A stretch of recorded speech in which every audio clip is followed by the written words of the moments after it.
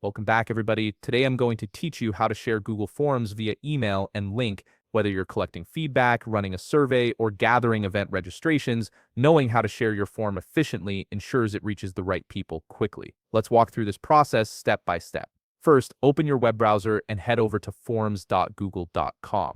Once the page loads, you'll need to log in using your credentials. Make sure you're signing into the account where your form is stored, as this will give you access to all your existing forms and allow you to manage them properly. After logging in, you'll land on your Google Forms dashboard. Here you'll see a section labeled Recent Forms, which displays all the forms you've created or recently worked on. Browse through this list and click on the form you want to share via email or link.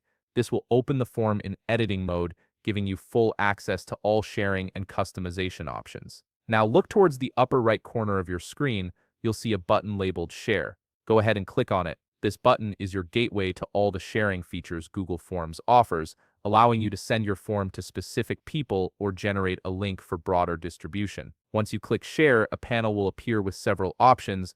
Navigate to the section that says Add People, Groups, or Calendar Events. This is where you can invite specific individuals to access or respond to your form. Click into the field provided and type the email address of the person you want to share the form with, then press Enter. You can add multiple email addresses here if you're sharing with several people at once, which is particularly useful for team surveys or group projects. After adding the email, you'll notice it appears in the list below. Next to each email you've added, there's a drop-down menu. Click on this drop-down menu to set the permission level for that person. From the options presented, select Responder. This designation means the person will be able to fill out and submit the form, which is exactly what you want for most surveys and forms. Once you've set the permission correctly, click the Send button. This will trigger Google Forms to send an email invitation to the address you specified, containing a direct link to your form. And that's it. You've successfully shared your Google form via email, making it easy for recipients to access and complete it directly from their inbox.